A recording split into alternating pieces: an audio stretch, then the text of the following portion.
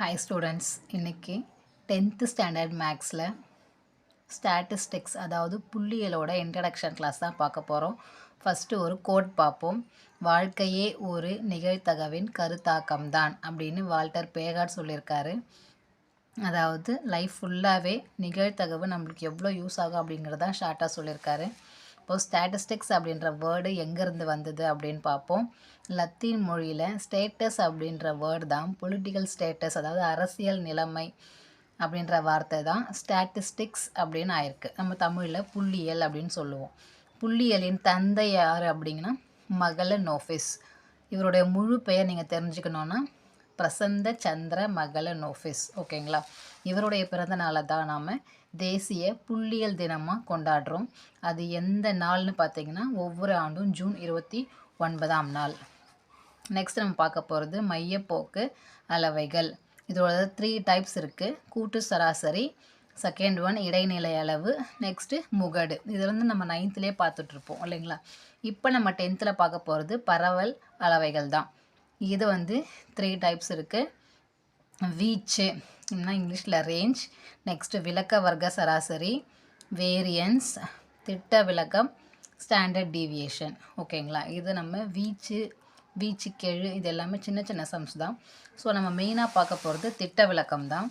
அதில் பாருங்கள் 2 டைப்ஸ் இருக்குது. தொகுக்கப்படாத தரவுகள் அண்ட் தொகுக்கப்பட்ட தரவுகள்.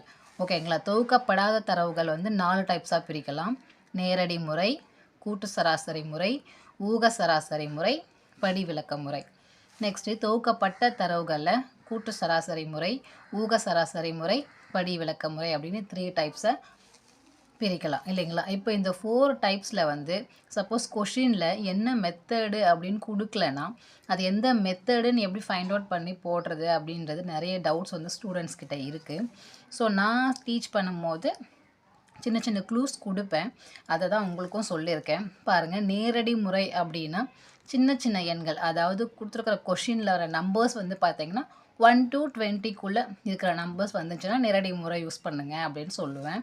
தென் அதை விட கொஞ்சம் பெரிய நம்பர்ஸ் 20 above வந்துச்சு அப்படின்னா அது வந்து கூட்டு சராசரி முறை எடுத்துக்கோங்கன்னு சொல்லியிருப்பேன். தென் ஊக சராசரி முறை வந்து முழுக்களாக இல்லாத போது, அதாவது தசம எண்களாக வந்திருந்தது அப்படின்னா ஊக சராசரி முறை எடுத்துக்கலாம். இந்த லைன் வந்து புக்லேயே தெளிவாக கொடுத்துருக்காங்க. புக்கை ரெஃபர் பண்ணிங்கன்னா தெரியும். அண்ட் தென் படி விளக்க முறை.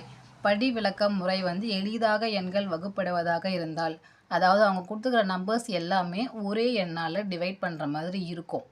மோஸ்ட்லி அப்படி தான் வரும். அதில் வந்து நீங்கள் படி விளக்க முறை யூஸ் பண்ணிக்கலாம். ஓகேங்களா? இது எல்லாமே ஜஸ்ட்டு க்ளூஸ் தான். இதை நீங்கள் ஃபாலோ பண்ணிக்கிறது உங்கள் விருப்பம் தான். ஓகேங்களா? நெக்ஸ்ட்டு நாம் 9th ஸ்டாண்டர்ட் டெக்னாமெட்ரி எடுக்கும்போது டெக்னாமெட்ரியோட பேசிக் கிளாஸ் பார்த்துடலாம். ஓகேங்களா? சம்ஸ் நெக்ஸ்ட் வீடியோஸில் நம்ம பார்ப்போம். தேங்க்யூ.